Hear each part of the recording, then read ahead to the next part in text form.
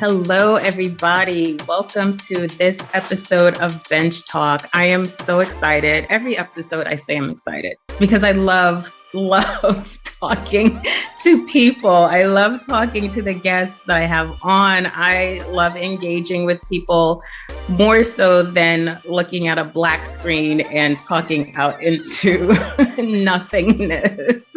Like, is anyone there? Is anyone listening? So I'm really excited to have with me today Dr. Anne-Marie. Well, see, you know what? I'm gonna screw it up. So let's try it again. And we're not gonna edit this part. So I'm real Dr. Anne-Marie Balkonski. Did I get that right? Yes, you did. Balkonski. I'm happy. I'm glad about that. Dr. Anne-Marie, she is a clinical therapist and owner at Rapid Realization. Anne-Marie, you're also a transformational coach. Yay. And you have a podcast as well. So welcome, fellow podcaster. Rapid Realization is your podcast. And you know, you're also a badass because I've heard a lot about you. I've read your story. All the women that I have on my podcast are badasses.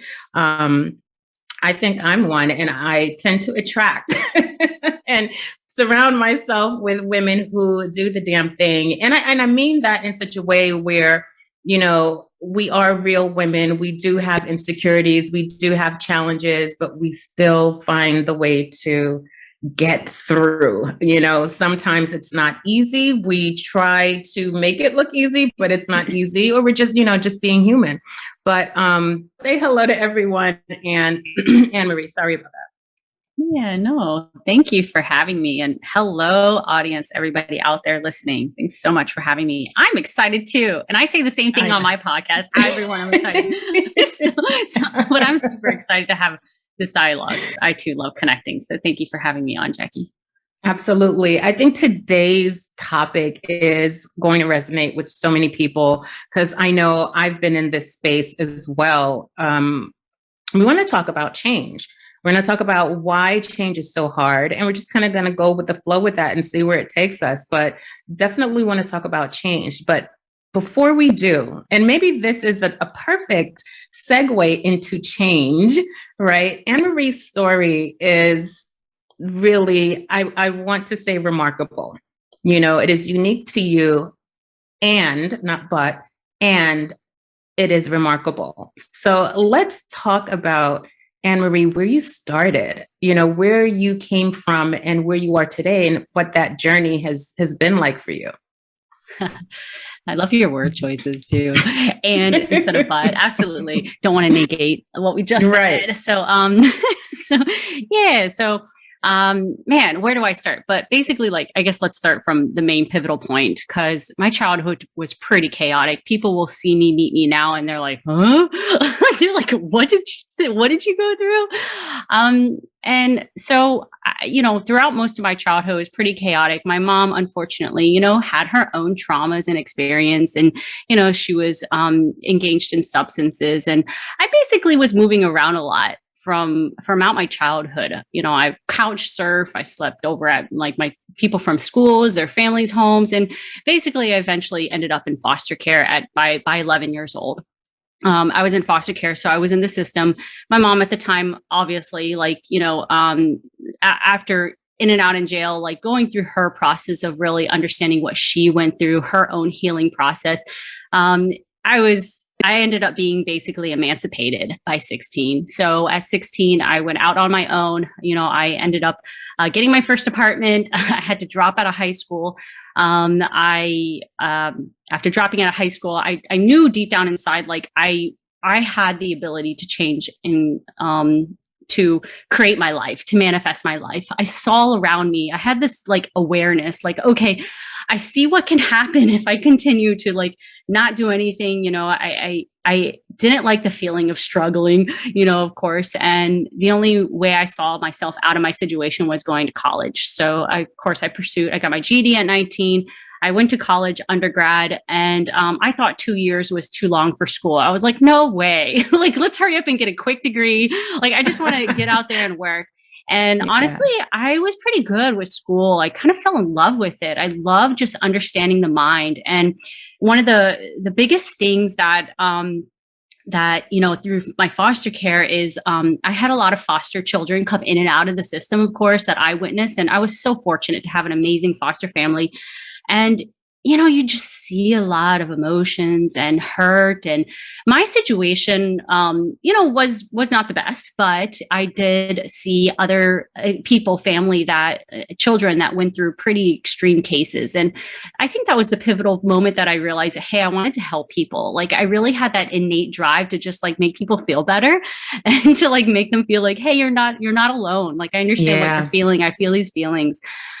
So obviously I chose a field of healing. And, after doing pre-med or biology, I, got accepted into med school, and, I became a doctor. So I graduated from med school. You say that so nonchalantly. I became a doctor. It had its challenges, okay? It had its challenges. Trust me. I was during med school. It was during the 2008 economy crash. So, needless to say, I had my own trials and tribulations of even just getting through financially, because I didn't have a co-signer. I didn't have my family to really, give me that financial stability. So, my friends were really a huge support, and my sister too. Like, I did have people really around me, really trying to push and help me. So without them, I wouldn't be where I am. Like, I acknowledge that. But it did have its additional challenges of just like in comparison. Like, comparison was so huge.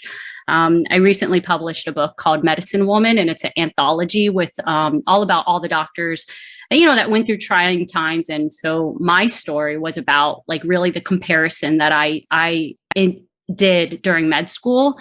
I was very hard on myself. I didn't realize that negative self-talk that I had. Like, I was completely unaware about that voice that I had up there in my mind, like really putting myself down. Like, you're not good enough. How can you be a doctor? How can you think you can help people if you can't even help yourself? Like, that was the main thing through my head.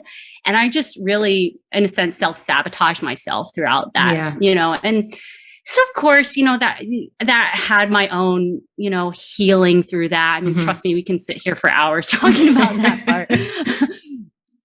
So I went through my own healing journey through med school. I really got into meditation during that time, because I went through the whole traditional approach of like speaking with therapists, and I had doctors around me all the time. So, I did the medication thing. Like, I felt so much heaviness in my body, and just really, the one thing that really helped me kind of help alleviate that was just really getting to the root was meditation.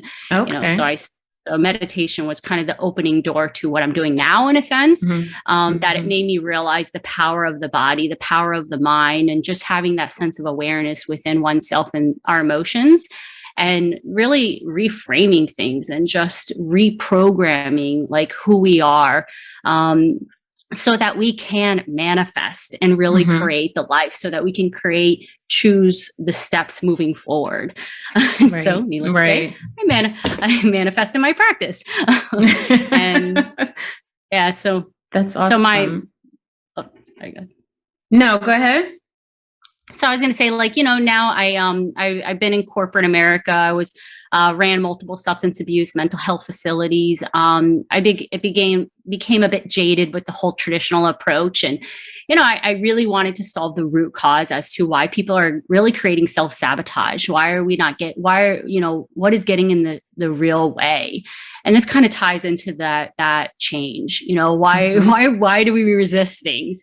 And I found the root cause, and that is within our subconscious mind. It's really in our deep being. And so I trained to become a hypnotherapist and learned really about that subconscious mind and understanding the body, understanding those programmings that we hold, and how to help people shift and release them, basically.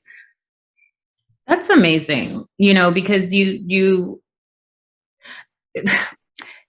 where I want to go back, because you kind of skimmed over it a little bit, and this is all in alignment of where we're going today. But throughout the whole process, when you realize that, you know what, the medication route and talking through this really wasn't it for me, where were you in your journey? You were already a doctor, right? Yes. Yes. You were already a doctor in that. Yeah. And then like what clicked? Like, how did you know, hey, let me try this other route? Yeah. So the huge turning moment, I guess when I basically woke up and I had a childhood friend that passed away. And that woke me up because I was almost living in this automation. Like, I had a good job. I finished school. I kind of like, I kind of, people would say like, I made it, you know, but I didn't. I didn't make it. Like I was just felt miserable. And, my relationship was not well. People are looking at you like, you have your shit together. Yeah, you did it. You made it. Yeah. But in this, what are you upset? What are you upset about? What are you depressed about? What are you sad about? Right? You have a great life, right? Yeah, exactly. Inside, I'm screaming though. Inside, you're like, you don't know, help me. Can't you guys see what's happening? You see how I can talk about that because hand raised. We all been there. We've been there. We've all been there. But I didn't mean to interrupt you, but continue. No, you're fine. Yeah. So that woke me up, and I asked myself at that moment, I was like, if I was not here today, obviously, because after my friend passing, you get the realization of life, like where I'm alive. Holy cow, I breathe. And I asked myself, okay, if you were gone today, would you be happy? And it was like a full body resonating, no, like, no. Yeah. And I was just like, I need to do something. And, I started really just shifting things around me. I just started searching and I found hypnotherapy. I was like, okay, you know what? I've done the traditional route. I know a lot of information. Like, God, I mean, I read every probably self-help book you could possibly think of, but things were just not clicking. After doing hypnotherapy, that's when I was like, whoa, that's where it came from. I thought I forgave. I thought I healed, but I didn't do it at the body level. And that hypnosis was really allowing me to getting into the trance state, really connecting with my body, getting into that trance state allowed me to shift some of those. And then that's when I started making connections between the traditional model and how we are trained, even in medical school, and how it's almost like a Band-Aid putting, I understand that it has its place. Absolutely. Like it has its place in the system that we have to work with. However, we're not, and I just started seeing that so clearly as I've never felt so good and relieved in a sense, like healing, lifting up, just feeling my whole perspective on life changed within a 6-month period. Wow. My life didn't change. My life did not change. Like I was still in the same job, same relationship, same everything around me. And so obviously that's when I started making the conscious effort of manifesting my physical reality. So my internal reality has completely shifted. So I just started shifting it externally in order to match my internal reality now. So, that was the moment. And the whole study of like this, I started getting into epigenetics and just really started studying like the power of like really our environment. What are we telling ourselves? The energy of like, words have vibration, words are energy and all of that things. And it just started to click with my medical understanding. And I was like, what the heck? Why did they not teach us this? This is the answer that I was looking for all of those idiopathic conditions that they speak about. When they say idiopathic, it basically means they don't have, like, I say it's the idiot's answer, but idiopathic just means we don't know. We don't know the cause.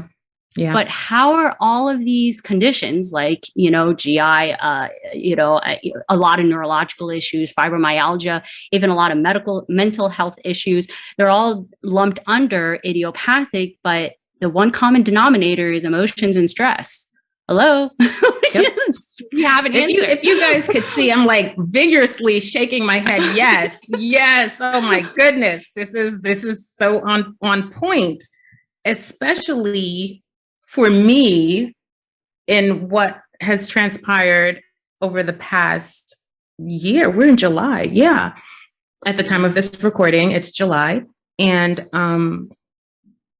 absolutely. Everything that you have said is absolutely true. I want to touch on that later.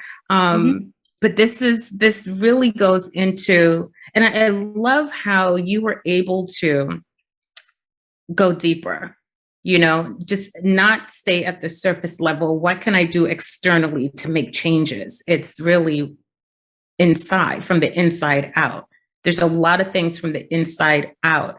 Energy is all around us. Energy, we exude. Things will happen to us and we'll eat it and bottle it up and think that we've forgotten about it, right? And then our Yeah. lives start to manifest those things in negative ways. And we're like, where's this coming from? Well, I don't understand. And then more of that shows up, more of that shows up. And there are times, and I say we collectively, in talking with the women that I have spoken to over the past few years and the women that I work with, at all levels in their careers, a lot of professional women, and you look at them and you're like, what's the deal? You know what I mean? Everything looks perfect. I know better than that because, I'm a coach. Everything looks great on the surface. So now we're diving a little bit deeper and having conversation, and you're unhappy. It's not a depressive unhappy, but you're not satisfied, I should say. You're not satisfied. Yeah. Something needs to change. You're not sure what that change is. And a lot of folks who come to me, they think they're coming to talk about resume. They think they're coming to talk about their boss and what do I need to do more at work? And it's like, we're going to put all of that to the side. We're going to focus on, and I am very careful not to get clinical because that's not my background, but there are specific things that you can ask, things that you do as a coach, where let's get to the root cause of what's really happening. You may not think you have an idea, but as we're talking, things are coming out. Things are coming out. You may say, oh, it's the job, it's the boss, when really it's something else totally different. Something else comes up that's totally different. But the common denominator that I see with women in my audience, and I'll get messages, I'll send out emails and things like that, and people will respond, and it's very similar. I don't know if I'm ready for this, not necessarily coaching, but just, making a change. I know there's a change that I want to make. I don't necessarily know what the change is. I feel stuck, So let's kind of talk about that a little bit in your practice, what you've seen, and coming from that background. And one of the, what would you say is, and this is so generic or general, but if we were to stay at that level for right now, what would you say that you have seen has been the biggest hurdle for quote unquote change, for someone to make a change? What have you seen? Not necessarily think, but what have you seen? Yeah. It's actually a pretty easy answer in that listening. Nobody knows how to listen. And what I mean to listen is I mean to listen. Listen to your body. Stuck is something that wants to be heard. And it is a feeling that we need to learn to listen to. And that has the answer. It's not the thinking mind that has the answer. Most of us are very much in our conscious mind, thinking about things, trying to think our way through things. And yes, it's a beautiful part of us, but really conscious mind, thinking mind, analytical mind is just 10% of who we are. And our body, our subconscious mind, which is our body, I'm going to translate it. It is communicating with us through our emotions, through our body. So stuck is an emotion that's coming through that wants to be heard. And so the challenges that most people have is just learning to listen and learning to understand what it's saying. Because I don't have the answer. Anybody walks in, they may be looking for me for the answer. I'm like, dude, I don't have your answer. I know how to help you get your answer. Yeah. Because I'm basically going to help you listen to that stuck feeling, and then, really start to begin to open it to see what it really needs. Yeah. It's interesting because I hear you say that. And I think about some of the women that I've spoken to who are afraid to listen, or Mm-hmm. they don't trust themselves. Yeah. Oh yeah. You Yeah. know, have don't you trust them? Oh yes. yeah. They don't trust themselves. They doubt because it's that thinking mind that really gets in the way a lot.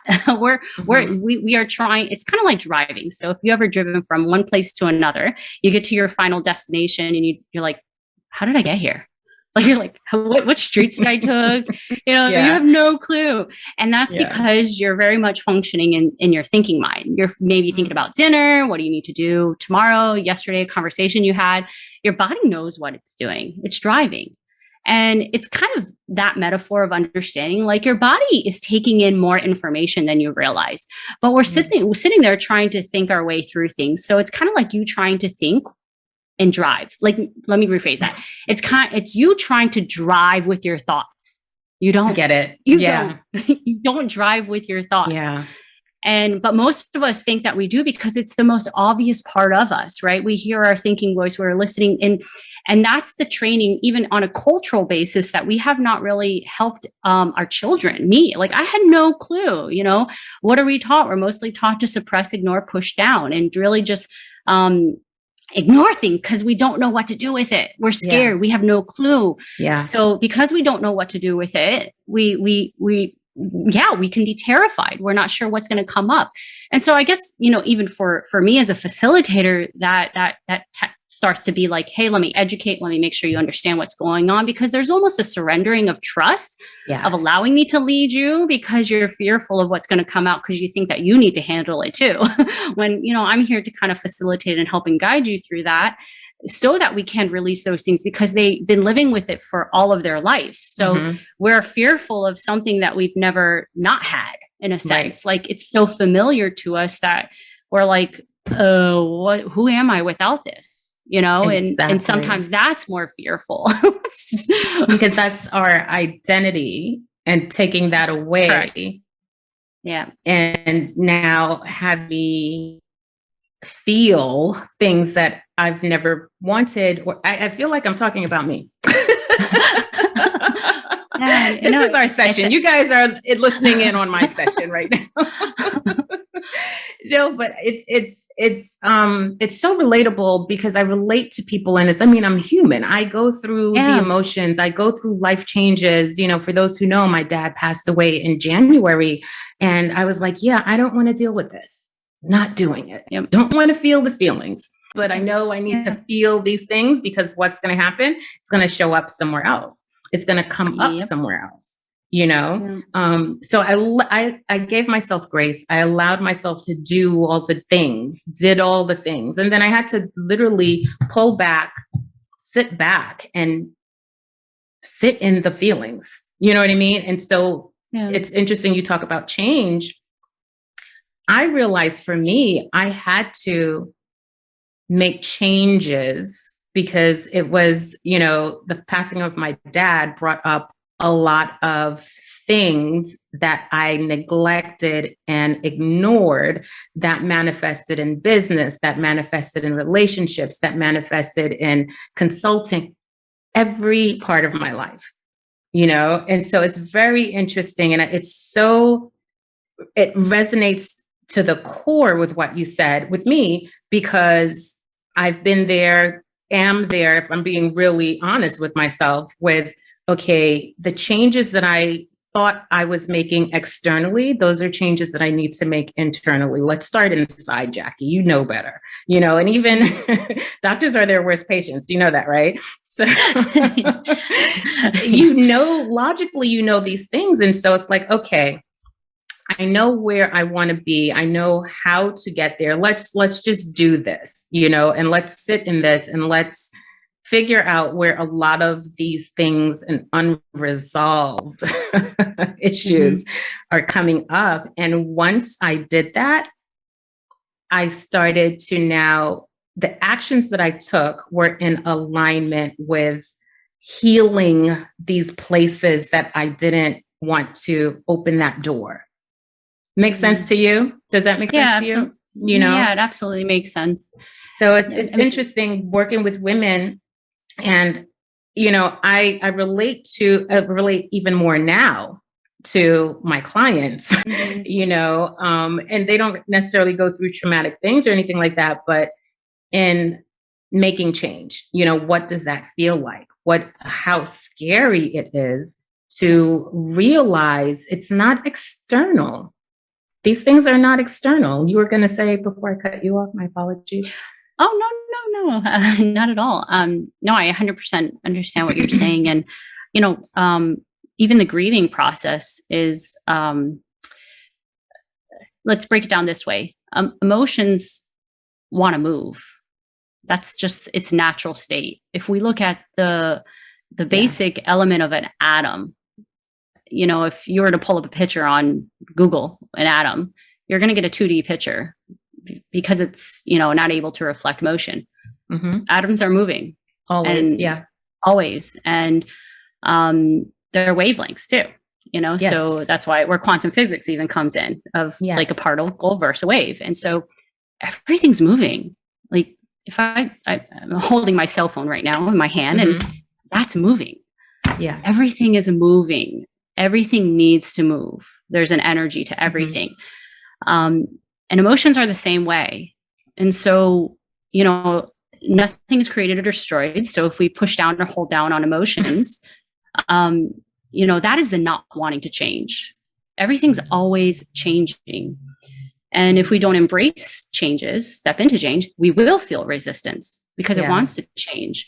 And we feel uncomfortable because we're not changing with the rate of flow. Exactly. Right? With that rate of flow and just allowing us to understand what needs to be released, what needs to be shifted or moved. Because even with the grieving process, those energies just want to be released, want to be let go, want to go through the motions. It's like a big wave. Mm-hmm. It is. Yep. It's a big wave that just needs to pass and needs to go through.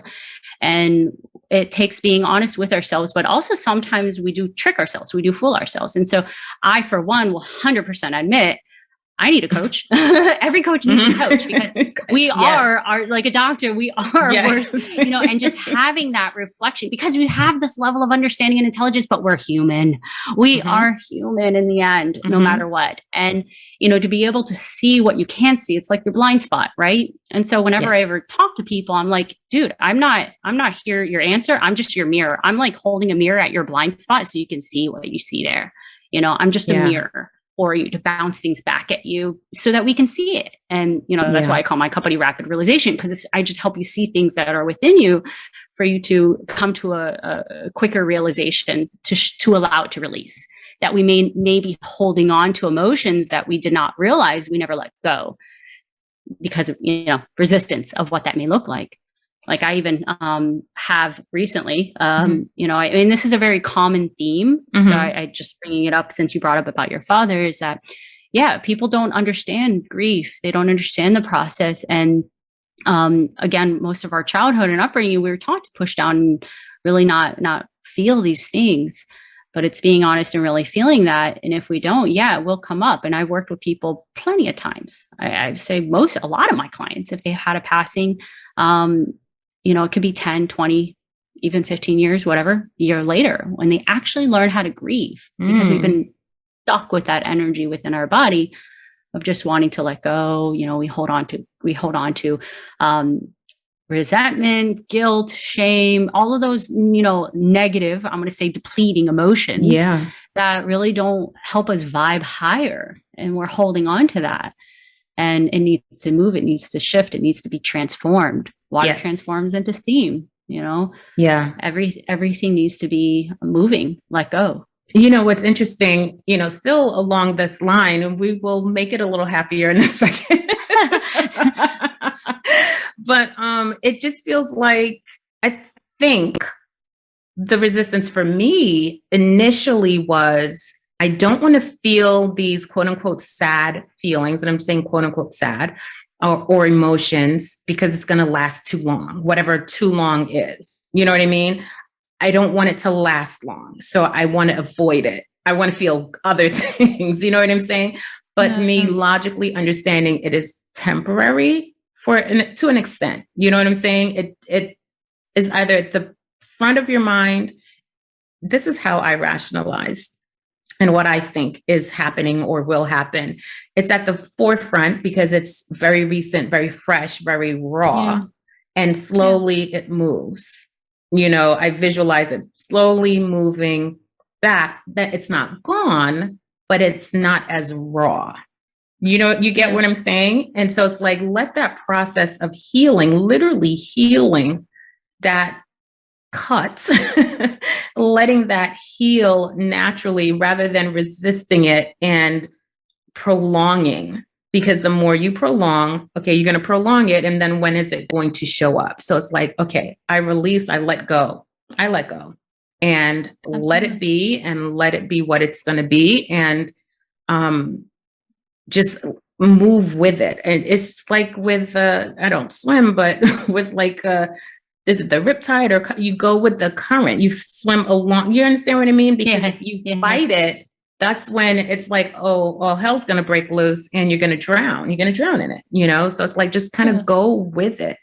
I want to shift things a little bit because you brought something up where it's really interesting. I had a client say to me one time, I'm such a thinker, I'm not a feeler. I feel so disconnected to my feelings.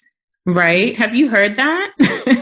So funny. Yeah. That was actually the theme of today, my earlier session with the client. So it's so funny. Synchronicities. Absolutely. Abound. But it's common. It is common. When people say, I'm a thinker, I don't feel. And honestly, you do feel.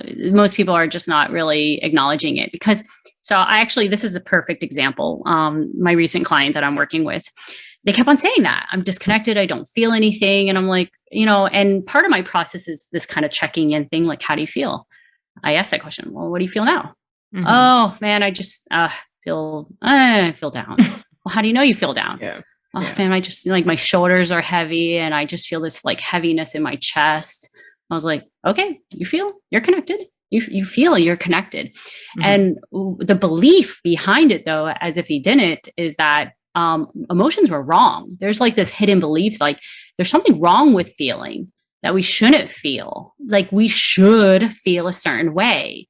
And so because we think that we should feel a certain way, we feel like we don't feel, or we feel like we're disconnected. But we all are feeling, if you're feeling a block, if you're feeling even that, what's the word you used earlier? Not a block. It was a stuck. Yeah, there it is. Stuck. Or feeling stuck. Mm-hmm. You're feeling you are connected. You are feeling you are connected. And it's starting to reframe really how we see and understand emotions, that you are connected. Because trust me, I have worked with people where they are really disconnected and they are very much in their head. And there's reasonings for that, but there's a communication that needs to come through in how they feel more than anything. So maybe it's not in a direct emotion because they're not able to express that word. Like words really do have a very, very particular meaning to everybody. And some people may use words that really don't mean what it means for you. And so we just have to find the word that means what it means for someone. And that's part of my job is, okay, the minute someone says a word, I'm like, what does that mean? Yeah. A recent word was, I'm soft. I'm like, what does soft mean? Soft for them meant that they're too sensitive, that they feel. Wow. And, so it's like, you don't know what really the word means for someone and how they're defining it in their mind. Words are just a communication for us to really meet at one place. Mm-hmm. But if you're picking up on words differently, because you were taught one completely different language based on your upbringing in your home, so words will have a completely different context. So you feel, guarantee you, everybody feels. It's just, we have to have, and that's the facilitator, whoever's working with them, in order for them to have a good meeting ground of understanding how you feel, what you feel, and that you do, to help you understand that you do feel. I hope I answered your question. You did answer my question. As you're talking, I'm just thinking, when folks are hesitant to make a change and they're complaining. So let's take this back to a profession, right? Mm-hmm. They feel uncomfortable where they are. Mm-hmm. They feel like they want something better. something is holding them back. They can see others thriving, having success, and they want that.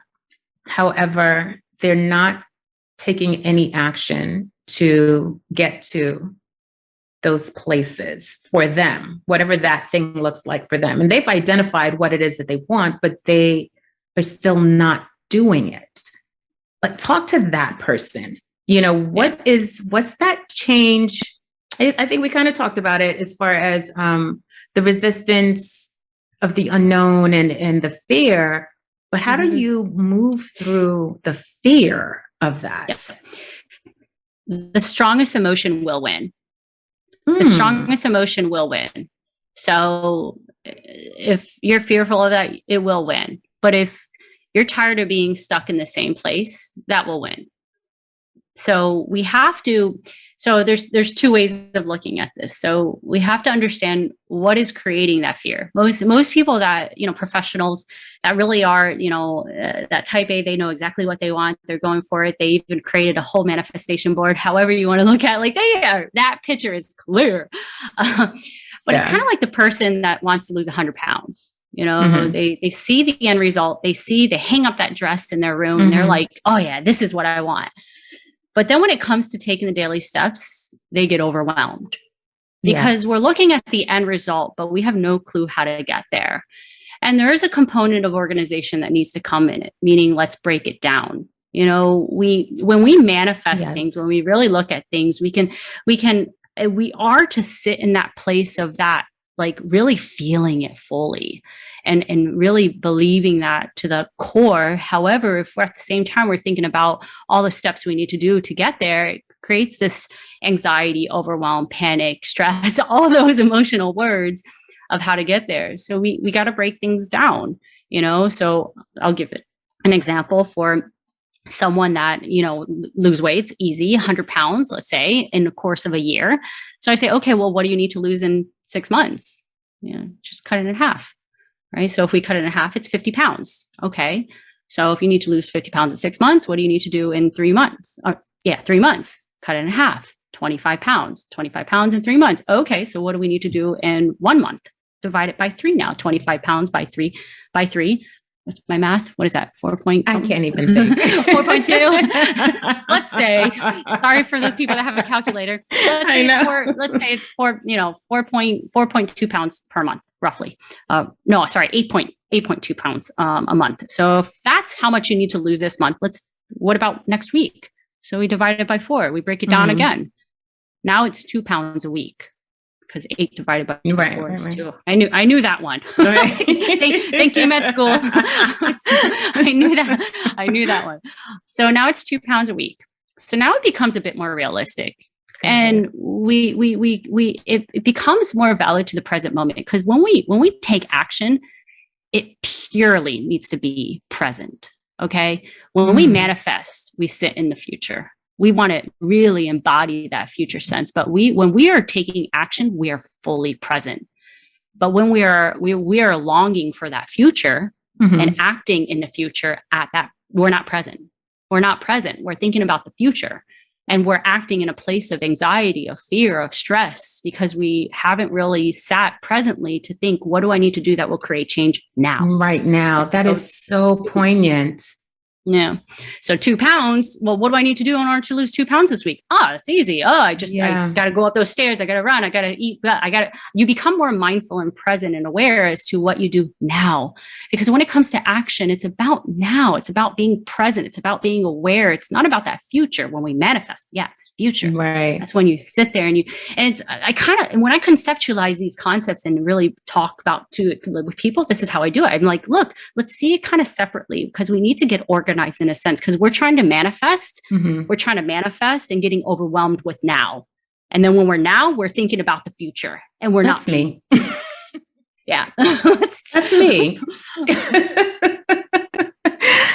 That is, you just summed me up in a nutshell, because again, making this about me, but don't worry, usually is. I do the same on my podcast. I'm like, who do I want to be or want a session from or learn from?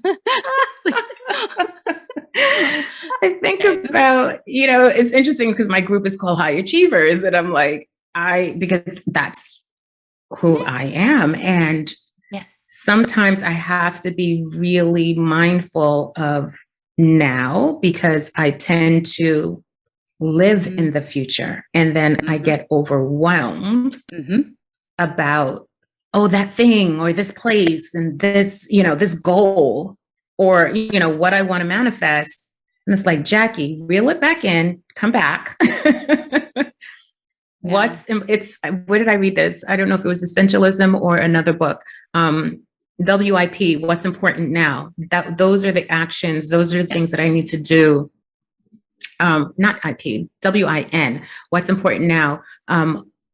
Those are the things that I need to do today in this moment right now. And I break these things down, but sometimes my mind it still goes future to that other place. And then I get overwhelmed and it's like, come back, bring it back. I struggle with that. That's a struggle for me, honestly, because I'm like always doing, do. And it's like, no, just be and be present, and I find that I'm not overwhelmed when I'm living in the present and I have to bring myself back. Funny enough, I have clients that live in the future and I know how to bring them back. For myself, it's like, come on. Oh yeah. Yeah. I'm there with you. We're all human. And trust me, I was about to grab some of my sticky notes. I got little reminders around me all the time, right? Just to bring me present now. If I skip out on my meditation, that's why I have my meditation cushion out.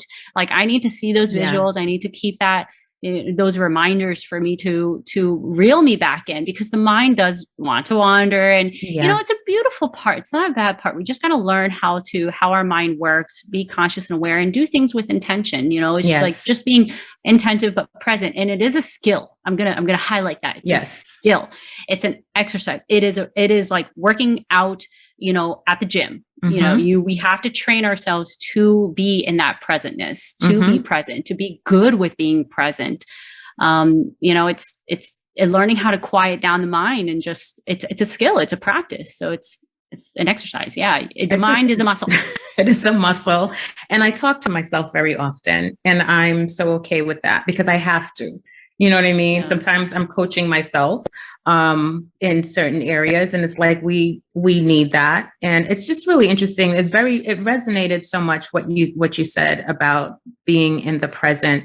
And for those listening, it's, I totally get wanting and having the desire of something else. And as Dr. Anne Marie says, it's just like breaking it down to easier, smaller pieces of things that are doable, of things that are just completely doable. And if needed, get the help to facilitate that, because sometimes we try to do it on our own, and we think is a small chunk is really a mountain, because our expectations of ourselves is grand, I have a best friend who holds me accountable. We started this whole accountability check-in once or twice a week where, we have, I don't want to say lists, but things that our goals, and we check in with each other, and I have mine. And it's a joke because, what I thought that I broke down to smaller pieces, she's looking at me like, what is this? What is this? And so I need someone outside of me to say, okay, let's break this down even further. What is realistic for you this week? Interestingly enough, my background is in project management. I do that for my clients on the IT side all day long. Yeah. When it comes to me, I have this grandiose idea of what needs to happen. And, I chunk things out, but these chunks are huge. And it's like, no, Jackie, bring it back down. Let's act like we're 4 years old and we can only do one task at a time. You know what I mean? Because it sometimes gets ridiculous. But no, that's really good, and an awesome nugget of information there, with really bringing things back to now and chunking breaking them down. I say chunking them out, but breaking them down to bite-sized pieces where you're not overwhelmed, and you're absolutely right. You feel stuck, you get stuck, you're resistant to change because you're looking at the end result, the future, and you're living there. Exactly. And that's not truly going to manifest it. When you want to step into that really believing feeling, we want to do it from a place of grace, that those feelings. Yeah. Absolutely. Absolutely. Oh my goodness. We can talk hours about this, but I want to dive a little bit more into rapid realization. Please let us know more about rapid realization. We'll talk. So let's talk about rapid realization, your company. Yeah. So, I mean, my main focus is, I kind of pivoted how I like to verbalize who I am. Really, I'm a mind coach. I just help you learn how to get out of your own way. I create that mental peak performance for most of my clients are professionals. They're athletes, professionals, people in a place where they really need to meet that mental peak performance and get out of their own way, because it is usually a self-sabotage, clearing limiting beliefs about oneself. Really, most of my people that have come to me have tried various types of therapy. So I always like to say I'm kind of the last resort. I do use where we probably need to start first. No, what I mean is therapeutically, like, because my approach is alternative in that I get into those altered states of awareness using hypnosis so that we can really connect with your subconscious mind, connect with your body, and your eyes are closed and you're really connected. You're inward. You're really listening, learning how to listen. So you're in that meditative type of place, hypnosis. So, but so really quickly, let me ask you, maybe this is my ignorance, but what is the difference with, it may be really an ignorant question, but I'm going to ask anyway. No judgment. No judgment. What is the difference between guided meditation and some of your practice with hypnotherapy? Great question. All hypnosis is self-hypnosis. So you can do auto-suggestion, and it's there. The main difference between like a guided meditation versus hypnosis is suggestibility. Okay. Making sure that there's suggestions that are given and you're in a place of openness of receiving those suggestions. If I like to say, people do brain scans and they see that children are primarily in this brainwave called theta, where they're very open, right? They're you tell a little 5-year-old the sky's purple, they're gonna be like, "Ooh, sky's purple, the sky's purple." They want to believe you. They're just so you can suggest to them anything, and they're just so open. They're like little sponges. And so the thing is, theta brainwaves are created during meditation. They're created during hypnosis. They're created when we're sleeping.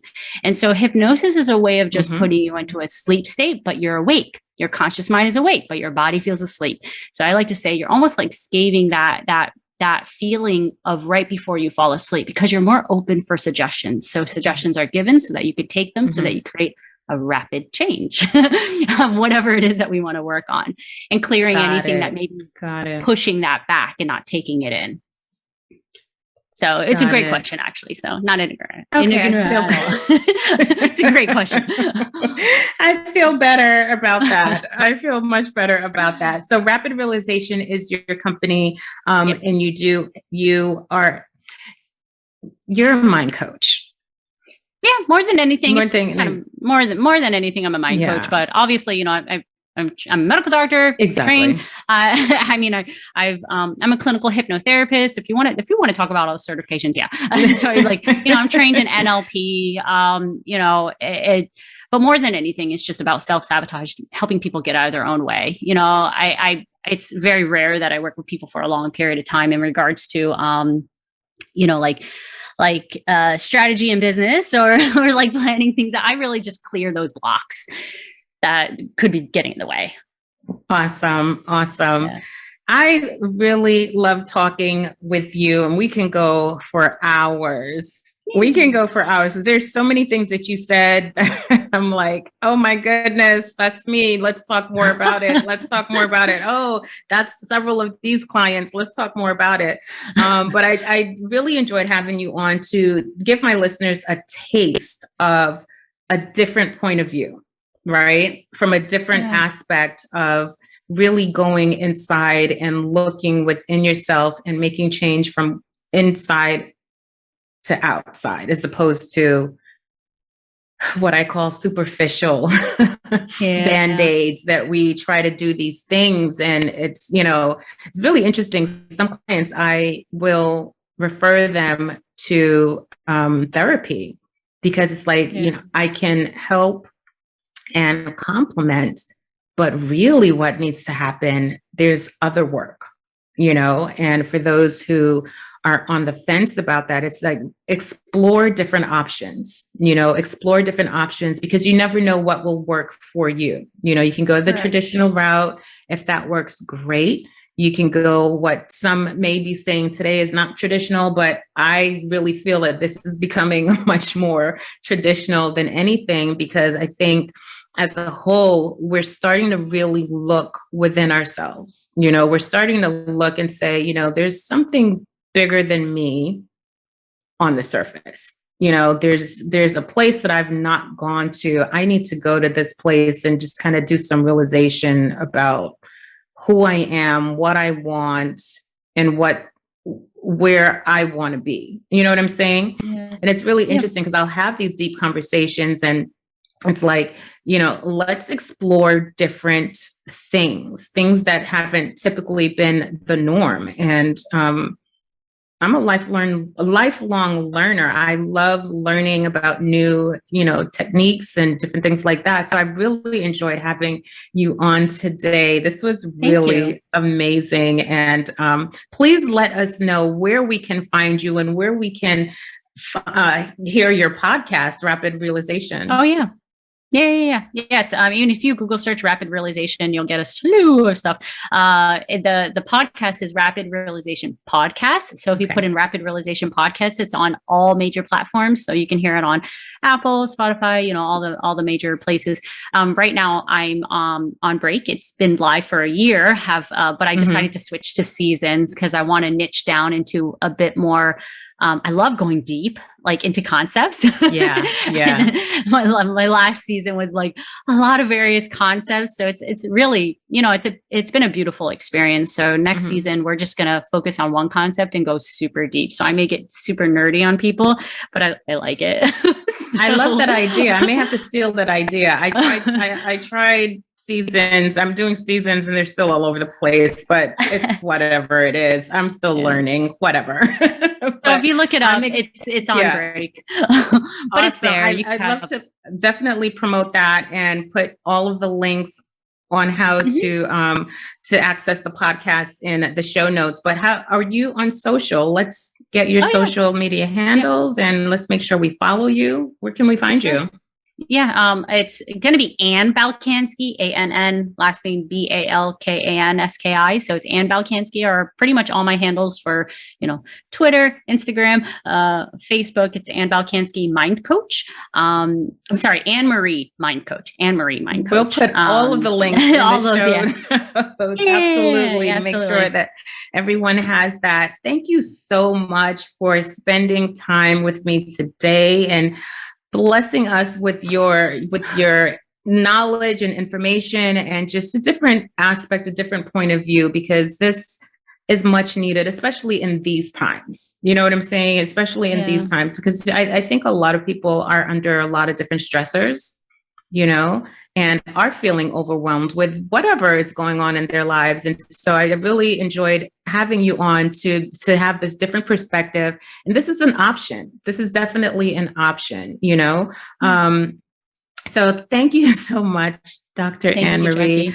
I would be remiss because you said something very early on and you just, I love you. You like glide through your accomplishments, but I'm going to hold you right now.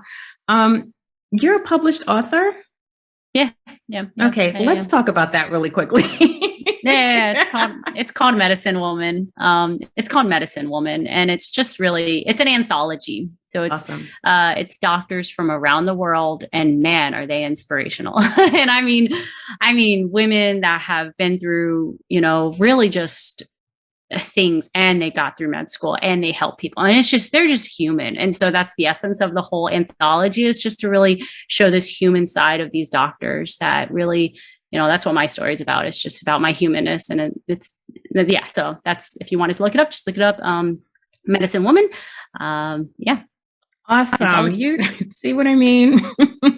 You're writing books and doing all these things. If anybody wants my chapter, I can also give it to them if they want to. I'll send you the link to that if you'd like. Absolutely. And I can send them my chapter for free if they would like that. Absolutely. But it's on Amazon, so you can Google it and see it. It's one of yeah. I know it was up there when it first got released of top sellers. Listen, you're so nonchalant about everything. Oh, you're so cute. I love it. Love it. It's like, promote yourself. Be the badass that you are. Like, you're doing. My coach tells me the same thing. They're like, stop saying you're a doctor. I'm like, oh yeah, I forgot. Guess what? I would have a tattoo. It would be so obnoxious. No, but you have to celebrate your accomplishments. I think it's really important. I'm going to say this. I think it's really important as women that we do that. Oh, yeah. It's, celebrate ourselves and celebrate our accomplishment. I definitely believe in celebrating celebrating yourself and being proud of what you've done and what you've accomplished and where you've come from, because the journey, I'm sure, was not easy. But I applaud you. And if this is my way of giving you your flowers, this is me giving you your flowers because I think you're amazing. Everything that you said resonated with me. I'm like, oh my goodness, this is such good information. But again, thank you so much. I could go on and on, but thank you. I'm fanning over here. Like, thank you. Thank you, Jackie. I appreciate you. I really do. You're awesome. You're an awesome person. This was meant to be. We've been trying to get together for the past however many months, since the end of last year, I think it was. Yeah. You're right. I remember holidays. We had and life happened. But everything happens when it's supposed to happen. So this is ideal. Again, thank you. We'll be in continual contact, I'm sure. So absolutely. Thank you everyone for listening to this episode of Bench Talk. I will see you guys in the next episode, and everything, all the links on how to contact Dr. Anne Marie will be in the show notes below. Thanks everyone for listening.